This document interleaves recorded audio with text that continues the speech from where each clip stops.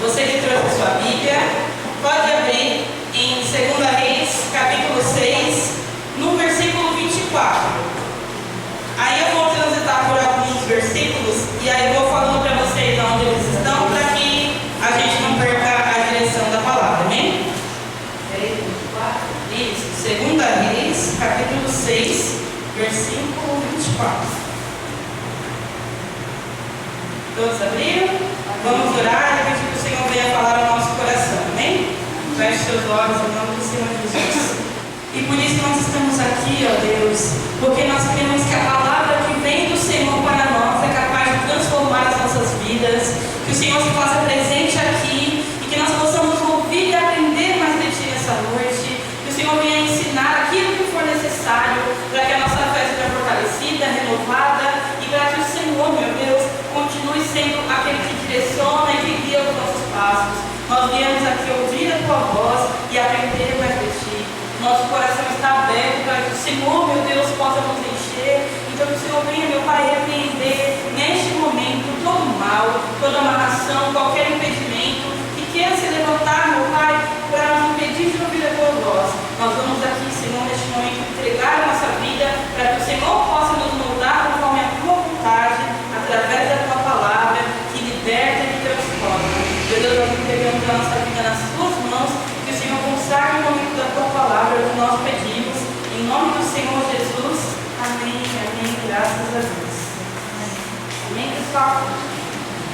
Bom, eu pedi para que vocês abrissem, né? No capítulo 6, né? 2 Reis, capítulo 6, versículo 24. Mas antes de começarmos a ler, eu quero explicar um pouquinho em qual é o momento, né, dessa passagem que nós vamos aqui ler. Acontece que o rei Acabe morreu, e como nós muitas vezes já ouvimos, né, o rei Acabe, ele era rei, né, de Israel, mas ele era marido de Jezabel.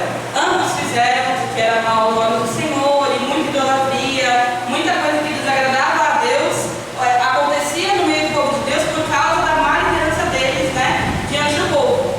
E aí acontece que Eliseu, né, assume ali o lugar de profeta após a morte de Elias. E ali, quando Eliseu começa, né, ali o seu chamado de profeta, exercer ali a sua posição de profeta diante do povo de Deus, Jorão, filho de Acabe e Jezabel, assume o reinado. Então, depois da morte de Acabe, o próximo rei, né, que é o rei que nós vamos falar aqui nessa história, o nome dele é Jorão. Ele é filho de Jezabel e de Acabe e, por sua vez, aprendeu e viu muito do mal que os seus pais faziam enquanto reinavam por causa da falta de direção de Deus. Eles ali adoravam a Baal, tinham muitos ídolos, enfim. Jezabel perseguia, né, ali os homens de Deus da sua época e Jorão era filho desse casal que muito, né, desagradou ao Senhor. E ali, lá no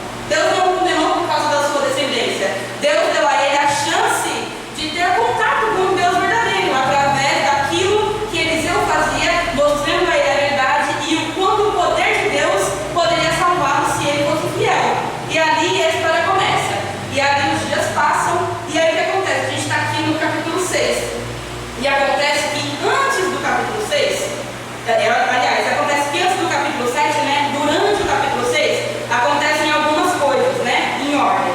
E acontece que o rei da Síria decide se levantar para atacar o povo ali de Samaria, que era onde Jorão reinava.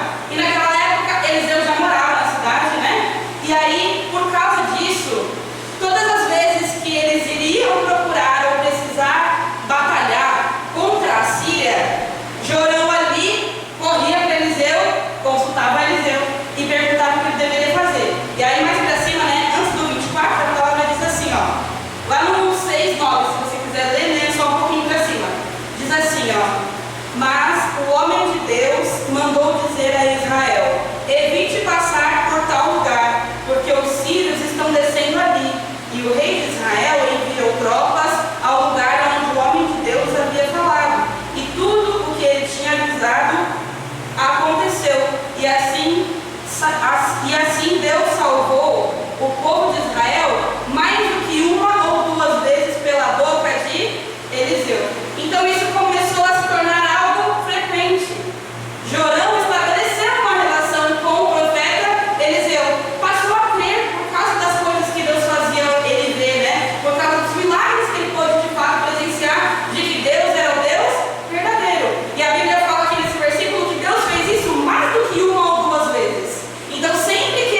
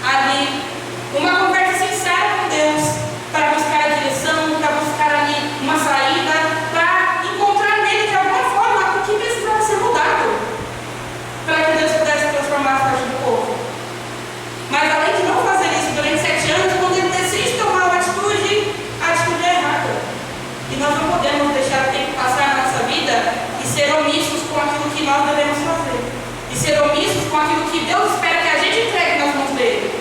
Deus não vai tomar o seu problema da sua mão, ele espera que você se posicione do jeito certo, apresentando a ele os seus problemas e dizendo assim: Senhor, eu abro as portas da minha vida para que o Senhor entre, porque ele não vai roubar.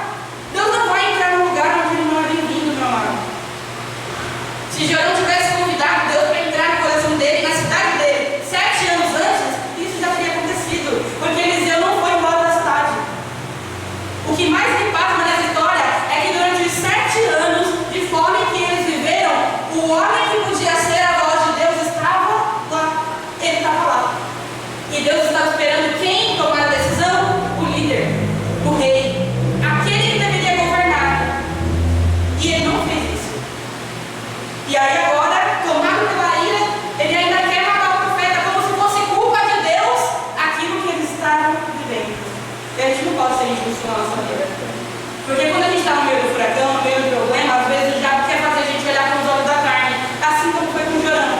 Eu creio que 7 anos depois de viver tanta desgraça, tanta fome, tanta dificuldade, tanto problema dentro daquela cidade, Jorão se esqueceu de tudo que Deus tinha feito antes.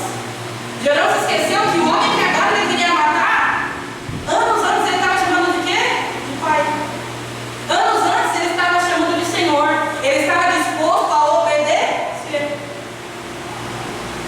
E aí acontece que ele se perde ali no meio do caminho, porque Deus queria plantar no coração dele não uma vitória na guerra. Deus não fez essas coisas boas por Jorão e o seu povo porque ele queria mostrar que Jorão poderia ser muito rico e muito vitorioso. Deus só queria que ele aprendesse a ter um relacionamento. Deus só queria plantar no coração de Jorão a semente da intimidade, porque se ele aprendesse a consultar a Deus em tudo, ele saberia até qual era a melhor saída para a fome que eles estavam passando. Deus poderia, se ele quisesse, destruir ali o exército da Síria no primeiro ano de fome. Mas acontece que depois de aprender, ele foi o quê? Provado. E ao ser provado, ele foi reprovado.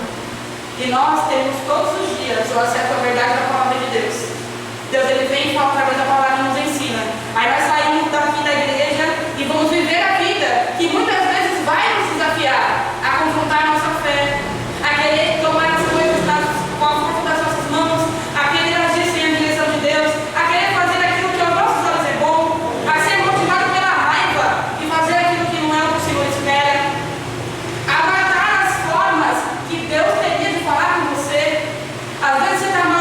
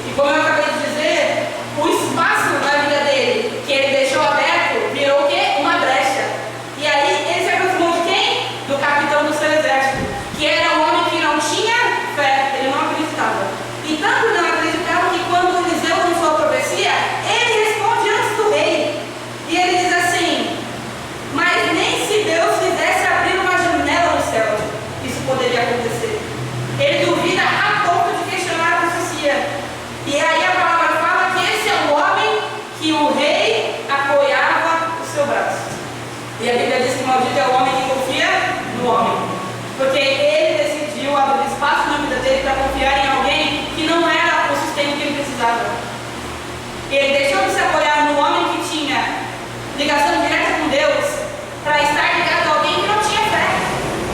E esse foi o laço que o diabo preparou para deixá-lo cada vez mais distante da chance que ele recebeu de Deus. Porque mesmo sendo filho de Acabe e Jezabel, ele teve contato, ele teve a primeira oportunidade. Ele chegou a ser tão íntimo de receber mais de uma ou duas vezes o livramento de Deus através de Eliseu. E aí quando ele deixa de ter contato com Eliseu, ele passa a ter contato com o capitão da sua guarda, que é um homem fraco, porque além de não poder fazer nada sozinho, ele ainda não tinha fé. Ali todo o reinado dele se destrói.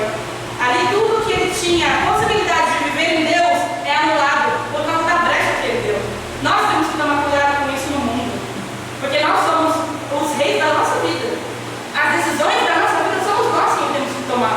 E se nós daremos a Deus a permissão de operar na nossa vida ou não, é uma escolha nossa. Deus não obrigou Jorão a servir. Deus em nenhum momento desses 7 anos de fome disse a Eliseu: vai lá e manda o rei abrir o coração, se arrepender e me deixar trabalhar. Não. Deus precisava, esperar que o momento da prova aprovasse Jorão.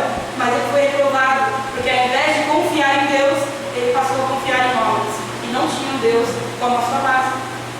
E aí, por isso ele foi tomado de raiva, por isso ele queria matar o profeta, e por isso a cidade sofreu o quanto sofreu. Porque além de ser um mau rei, ele ainda não tinha uma boa direção. Ele não era cercado de pessoas que tinham fé para trazê-lo à realidade de quem Deus é. Porque ele já tinha provado a realidade de quem Deus é antes. Mas por estar cercado de pessoas erradas, ele não teve ninguém para abrir ali os seus olhos e dizer: olha, vamos até o profeta. Quem sabe Deus pode falar conosco através dele, uma direção, uma palavra, uma saída de alguma forma. Em nenhum momento isso aconteceu. Por quê? Porque a pessoa em quem ele se apoiava não se apoiava em Deus. Nós temos que tomar muito cuidado para não apoiar a nossa vida e a nossa fé aliando-se a pessoas que não se apoiam em Deus. Porque a casa construída sobre a areia, ela não prevalece. A pastora pregou sobre isso aqui no domingo. Foi exatamente o que o Jorão fez. Tendo tudo na mão para fazer certo, ele se apoiou na pessoa errada e por isso tudo deu errado. E aí, por causa da dúvida, por causa da incredulidade desse homem, olha o que acontece com ele. Esse versículo 2 continua dizendo que o profeta respondeu ao capitão: eis que você verá tudo isso diante dos seus olhos, mas não comerá nada. Deus disse que faria o que faria, porque Eliseu era um profeta do Deus verdadeiro. Tudo que ia através da boca dele era profetizado, Deus cumpria. E por causa da incredulidade daquele homem, ele recebeu uma profecia. E a profecia era que tudo aconteceria conforme a palavra de Deus. Os olhos dele veriam, mas ele não iria comer, porque ele não tinha fé. E nós temos que tomar cuidado com isso. Porque eu fiquei pensando, que as promessas de Deus, elas são como as profecias que saíam da boca dos profetas. São promessas que Deus é fiel para cumprir. E quem é que quer viver as promessas de Deus na sua vida? Quando eu penso que eu quero viver as promessas de Deus na minha vida, eu penso que eu quero viver as promessas boas de Deus. Mas Deus lançou uma promessa ruim sobre esse homem.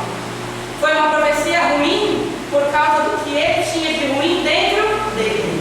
E nós temos que ter cuidado disso. Porque existem muitas profecias, muitas promessas, que não são promessas de bênçãos na palavra, que vão alcançar aqueles que são desobedientes, rebeldes, incrédulos. E se nós nos tornarmos esse tipo de pessoa, essas promessas ruins podem o quê? Podem nos alcançar.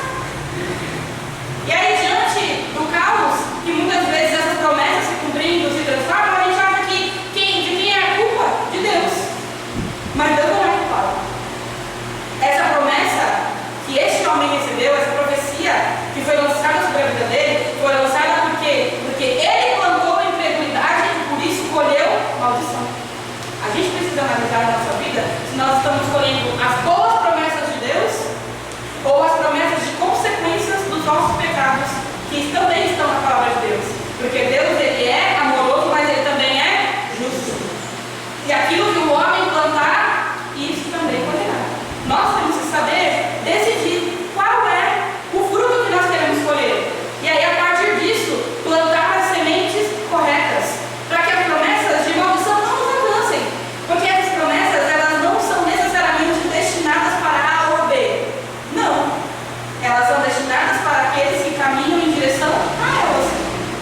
Se você fizer o caminho da obediência, o caminho de fazer o que é certo, de tomar as decisões direcionadas por Deus, o que te espera no futuro não vai ser maldição, porque Deus é justo.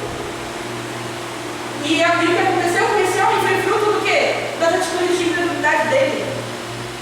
Porque a gente não sabe qual é o nome, qual é o passado desse homem, mas a gente sabe que a partir daquele momento ele está tendo contato direto com quem? Com o profeta, que era a voz de Deus. Deus o perdoaria se ele tivesse sido incrédulo até aquele momento e a partir daquele momento passasse a crer. Deus mudaria a parte dele para que ele pudesse participar da promessa como todos os da cidade. Mas não, tendo a chance, ele fez o quê? Escolheu errado. E por escolher errado, ele recebeu uma profecia ruim sobre a sua vida. E essa palavra se cumpre. Porque o que acontece é que assim, no decorrer do 7, né? Depois que cai, você pode ler na sua casa. Acontece que existiam 4 leprosos à porta da cidade. Como a gente sabe, as pessoas que tinham doença de pele como a lepra, elas eram o quê? Separadas do povo. Aí elas moravam ali no muro, que não é nem dentro, nem fora da cidade, então é sempre longe de todo mundo. E eles estavam ali, passando pela fome igual todo o restante da cidade. Eles conversaram entre eles e falaram assim, olha, se a gente fica aqui, a gente vai morrer. Se a gente voltar para a cidade, lá não tem comida, a gente vai morrer. Então vamos entregar aos sírios. A gente se rende ao exército da Síria. Se eles nos matarem, aqui a gente já morreu mesmo. Mas se eles nos aceitarem, pelo menos a gente tem comida. Aí decidiram, entraram no acordo, saíram e foram em direção ao exército. Mas quando eles chegaram lá, não tinha ninguém. O acampamento dos sírios estava ali montado, mas o exército já não estava mais lá. Porque a palavra diz assim, ó, no versículo 6, capítulo 7, versículo 6. O Senhor tinha feito com que lá no arraial dos sírios, né, se ouvisse um ruído de carros de guerra e de cavalos, e o ruído de um grande exército, de maneira que pensaram uns com os outros.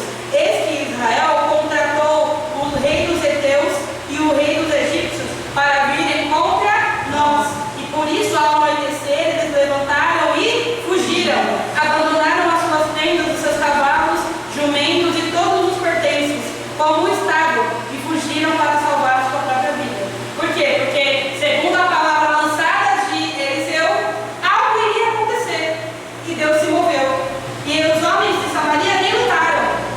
Porque quem operou aquela situação foi o próprio Deus.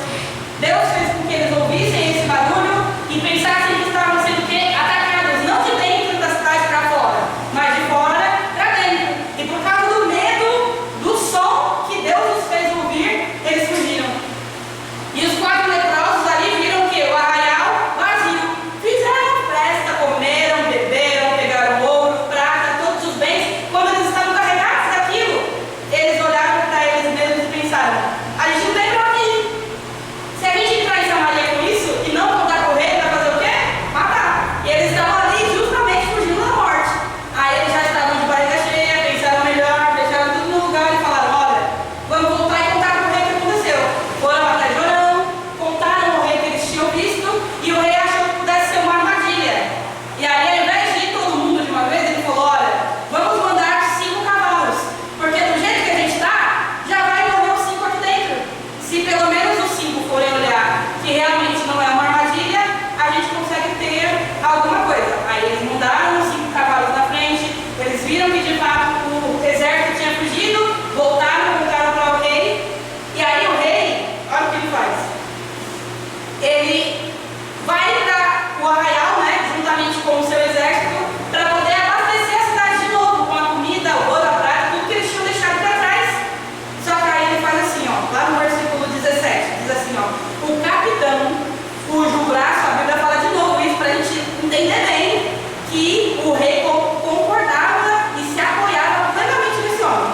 O capitão, em cujo braço o rei tinha se apoiado, foi encarregado pelo próprio rei de guardar o portão da cidade. Mas o povo o atropelou junto ao portão e ali ele morreu pisoteado. E aí a Bíblia fala assim, ó, como o homem de Deus havia dito quando o rei foi falar com ele. Assim se cumpriu a palavra de Deus através de Eliseu. E ali o homem viu, mas não comeu, porque ele foi pisoteado pelo povo. Que imagina,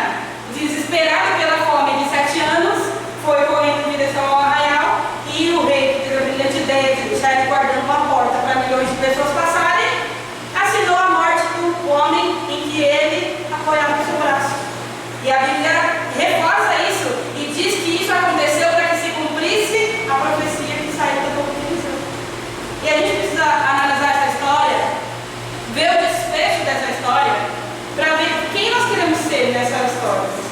Quem nós queremos ser na nossa vida. Nós queremos viver para ver as promessas que o Senhor tem para nós se cumprindo. Se a nossa resposta for sim, nós precisamos caminhar em direção a isso. Porque essa história termina deixando muito claro que Deus é fiel para cumprir toda a palavra que sai da boca dele.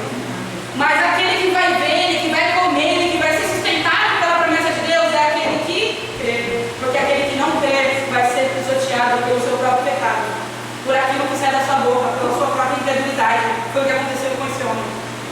Deus é poderoso para fazer com que as promessas dele se cumpram na nossa vida. Não importa quanto tempo passe, mas nós não podemos perder a fé. Porque quando nos falta fé, nós não temos nenhuma forma de se chegar a Deus. Porque é necessário que aqueles que se aproximam de Deus creiam que Ele é Deus. É isso que a palavra diz. E se nós cremos que Ele é Deus, Ele é galardoador e trabalha em favor daqueles que nele esperam. É isso que a palavra diz. Se nós chegarmos a Deus sem crer que Ele pode fazer, nós veremos as promessas se cumprirem diante dos outros, mas essa promessa não nos alcança. E é triste ver que Deus tem poder para fazer algo e esse algo não te alcançar.